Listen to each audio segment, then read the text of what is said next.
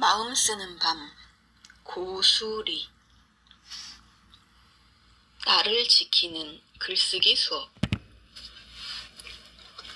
달그락거리는 마음으로 책을 열자 활자들이 기다렸다는 듯 쏟아져 마중을 나왔다. 그리고 읽게 된 시의 문장. 여러 번 따라 읊었다. 저는 집에 있어도 종종 행방불명이 됩니다. 지금은 여기 없기 때문입니다. 시인이 괜찮다고 어깨를 만져주는 기분이 들었다. 지금은 엄마도 주부도 아닌 온전한 나만의 시간이야. 나는 그제야 소파 등받이에 느슨하게 기대어 마음 놓고 책을 읽었다. 행방불명의 시간이었다. 엄마가 된 후 나는 집에 있어도 종종 행방불명되었다. 책 속으로, 글 속으로, 아무도 나를 찾지 못하는 나만의 세계로 숨어들었다. 이바라기 노리코 행방불명의 시간. 책 읽는 시간은 언제나 훔친 시간이다. 글을 쓰는 시간이나 사랑하는 시간처럼 말이다. 대체 어디에서 훔쳐낸단 말인가? 굳이 말하자면 살아가기 위해 치러야 하는 의무의 시간들에서다. 다니엘 페나크 소설처럼.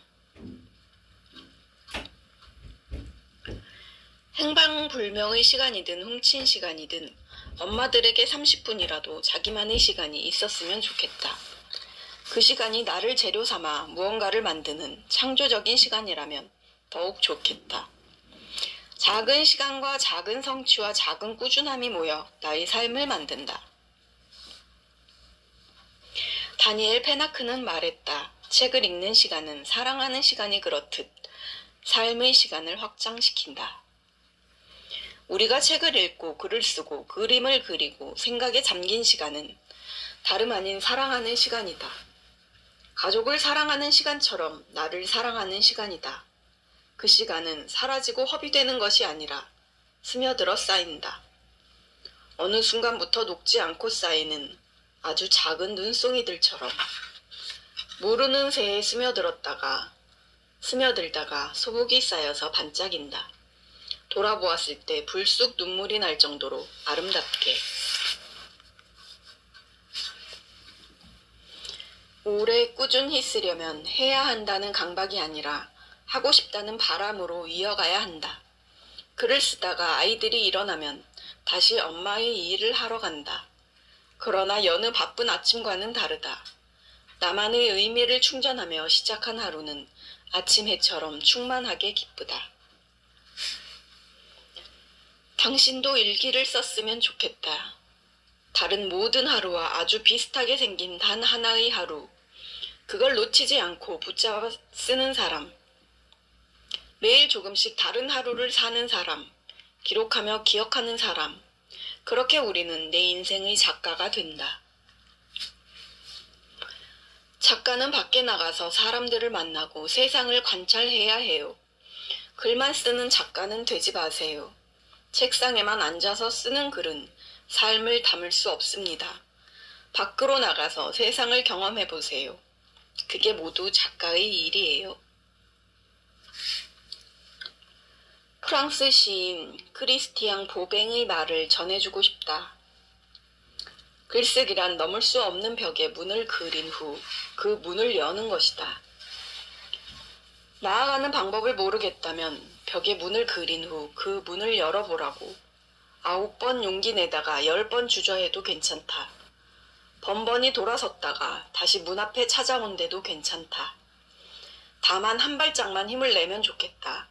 힘내어 문을 열고 들어간 그 다음엔 겨우 글 한 편으로는 설명 못할 이런 이상하고 아름다운 시간들이 펼쳐진다. 글쓰기는 용기의 영역이라고 매일 쓰는 나도 날마다 생각한다. 열기 전까지는 절대로 알 수 없는 무언가가 문 너머에 있다. 용기 내어 문을 열고 들어가면 세계가 달라진다. 크기나 너비나 깊이로는 측정할 수 없는 마음 같은 세계가 있다.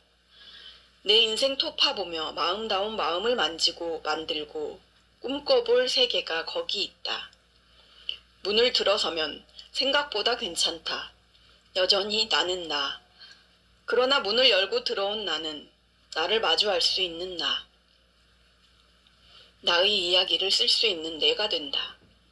글을 쓰는 순간만큼은 마음껏 자유롭다. 글을 쓰려는 사람에게 문을 열었다면 묻고 싶다. 당신 자신을 잘 만나보았는지, 당신이 열고 들어간 세계가 마음에 드는지. 그럼 이제 고개를 들어보라고. 써내려간 이야기를 읽다가 고개를 들면 당신의 첫 번째 독자들이 최선을 다해 당신의 이야기를 듣고 있다. 나 역시 겪어보았던 그때 첫 순간의 실감을 글쓰며 사는 동안 소중히 간직하고 있다.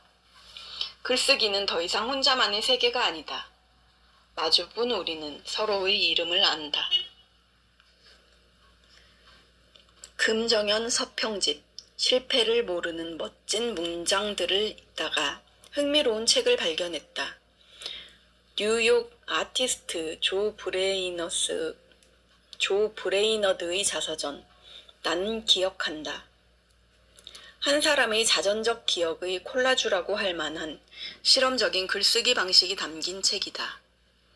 나는 기억한다는 첫 페이지부터 마지막 페이지까지 나는 기억한다라는 1500개의 문장으로만 이어지는데 단숨에 따라 읽고 나면 결국 삶이란 사람이 사소하거나 강렬한 기억들로 지탱된다는 깨달음과 함께 우리 각자의 기억을 떠올리게 한다. 더불어 나의 기억도 써보고 싶은 마음이 인다. 나는 기억한다. 한마디로 마치 주문처럼 삶의 기억을 소환할 수 있다. 시간과 공간을 앞뒤로 타고 넘으면서 과거와 현재, 외면과 내면을 자유롭게 유영하며 한 사람의 기억을 펼쳐볼 수 있다. 현실과 환상을 넘나들면서 순서도 규칙도 존재하지 않는 문장들이 마구 쏟아지고 교차되고 이어진다. 나는 기억한다. 글쓰기 문턱을 없애고 단번에 글쓰기를 시작할 수 있는 신비한 첫 문장이다. 나에게 어떤 이야기가 있을까? 어떻게 글쓰기를 시작해야 할까? 막막한 사람들에게 나는 기억한다는 글쓰기는 삶의 기억을 휘저어 와르르 글감을 꺼내보는 방법이기도 하다. 한 번쯤은 살면서 꽁꽁 감춰두고 꾹꾹 눌러 담은 사무친 이야기를 반드시 써야 한다. 사무친 이야기는 대체로 슬픔과 고통의 경험과 연결되어 있다. 그 경험들은 단지 마음 깊숙이 머물러 있는 것이 아니라 온 몸에, 온 마음에 새겨져 있다. 그러기에 만성적인 통증처럼 자주 아프다.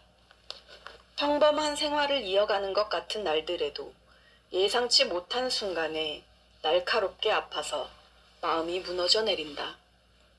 사무친 이야기는 내가 하는 모든 일의 이유가 되고 결과가 되고 핑계가 되고 변명이 되고 좌절이 된다. 글을 쓸 땐 더 자주 나타난다. 내면의 이야기를 꺼내자면 모든 이유와 결과와 핑계와 변명과 좌절인 사무친 이야기가 곧 모든 글의 결말을 매듭지어버리기 때문이다. 나아갈 수가 없다. 글도 삶도 도돌이표를 그린다. 글쓰기는 매듭짓기가 아니라 매듭엮기다. 내 이야기에 내 방식대로 매듭을 묶어보고 다른 이야기로 연결해서 쓰고 묶는다. 그리고 다시 또다시 나에게 일어난 일들이 모두 지금의 나를 만들기 위해 연결된 삶이라 생각해 본다면 나는 그것들을 내 방식대로 묶고 엮고 다시 이어갈 수 있다.